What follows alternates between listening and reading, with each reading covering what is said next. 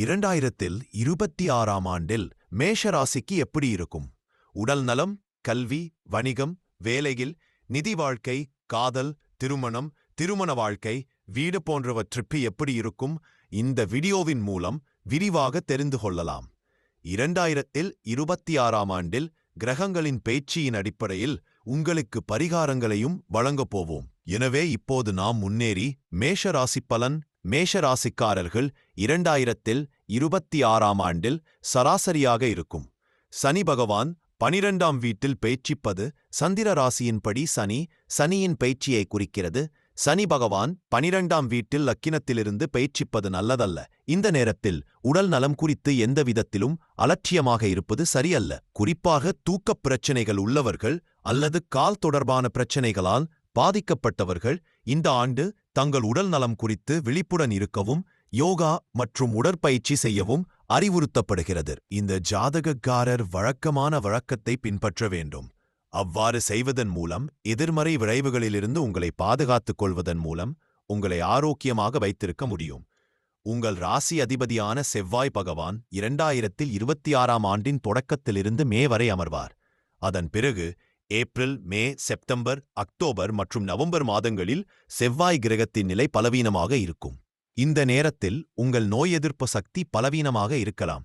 இந்த நேரத்தில் உங்கள் ஆரோக்கியத்தில் நீங்கள் மிகுந்த கவனம் செலுத்த வேண்டும். உடல்நலப் பிரச்சினைகள் உங்களை தொந்தரவு செய்ய தொடங்கும் இடம் அல்லது சூழலிலிருந்து நீங்கள் விலகி இருக்க வேண்டும். நீங்கள் சாப்பிடுவதிலும் கவனமாக இருக்க வேண்டும். அப்போதுதான் உங்கள் ஆரோக்கியத்தை சிறப்பாக பராமரிக்க முடியும். கல்வி ரீதியாக மேஷராசிக்காரர்களுக்கு சற்று பலவீனமாக இருக்கலாம். ஏனெனில் இந்த நேரத்தில் நீங்கள் கவனத்துடன் படிப்பதில் சிக்கல்களை சந்திக்க நேரிடும். பாடங்களில் கவனம் செலுத்தி முழு அர்ப்பணிப்புடன் படிக்க முயற்சித்தால் கல்வியில் எதிர்மறையான முடிவுகளை தவிர்க்க முடியும். இந்த ஆண்டு உயர்கல்வியை குறிக்கும் கிரகமான குரு ஆண்டின் தொடக்கத்திலிருந்து ஜூன் முதல் வாரம் வரை 3வது வீட்டிலிருக்கும் மற்றும் அதிர்ஷ்ட வீட்டை பார்ப்பார். இதன் விளைவாக ஆசிரியர்கள் மற்றும் மூத்தவர்களின் வழிகாட்டுதல் கல்வி விஷயங்களில் நன்மை பயக்கும். ஜூன் முதல் அக்டோபர் வரை குரு 4வது வீட்டில் பெயர்ச்சிப்பார். இதனால் உங்கள் 8வது மற்றும் 12வது வீடுகளை பாதிக்கும். வீட்டை விட்டு வெளியே படிக்கும் அல்லது வெளிநாட்டில் படிக்கும் மாணவர்கள் சிறந்த பலன்களை பெற முடியும். தொழில், உத்தியோகம், வியாபாரம், படிப்பு சம்பந்தப்பட்ட நீண்ட நாள் கவலை ஒன்று நீங்கும். மனதில் நிம்மதி ஏற்படும். நிரந்தர பணவரவு உண்டாகும். வியாபாரத்தில் தைரியமாக இறங்குவீர்கள். பல தொழில் அமைப்பு ஏற்படும். ஆன்மீகத்தில் அனுகூலம் காணப்படும். ஆன்மீகத்தில் பெரிய பெயர் புகழ் பெறுவீர்கள். கடல் கடந்து தொழில் செய்யும் யோகம் உண்டாகும். இந்த ஆண்டு எந்த கிரகத்தின் ஆதரவும் இல்லாததால் உங்களுக்கு எதிர்பாராத பலன்கள் கிடைக்க வாய்ப்பில்லை. அத்தகைய சூழ்நிலையில் வேலை அல்லது வணிகத்தில் நீங்கள் எவ்வளவு நிதி ஆதாயம் பெற்றாலும் உங்கள் கடின உழைப்பால் மட்டுமே அடையப்படும். அதற்கேற்ப நீங்கள் சேமிக்க முடியும். லாப வீட்டின் அதிபதியான சனி பகவான் 12வது வீட்டில் இருப்பார். அத்தகைய சூழ்நிலையில் லாபத்தை பெற நீங்கள் கடினமாக உழைக்க வேண்டியிருக்கும். லாப வீட்டில் ராகுவின் பெயர்ச்சி சாதகமாக இருக்கும். உங்கள் துணை உங்களை சந்தேகிக்கும். எதையும் நீங்கள் செய்யாவிட்டால் கேது உங்களை தொந்தரவு செய்ய மாட்டார். இந்த காலகட்டத்தில் உங்கள் துணையிடம் உங்களின் விசுவாசத்தை பேணுங்கள். ஏனெனில் இதை செய்வதன் மூலம் காதல் உறவில் நிலைத்திருக்கும். சிறிய சண்டைகள் இருந்தாலும் உங்கள் துணை உங்களுடன் இருப்பார்.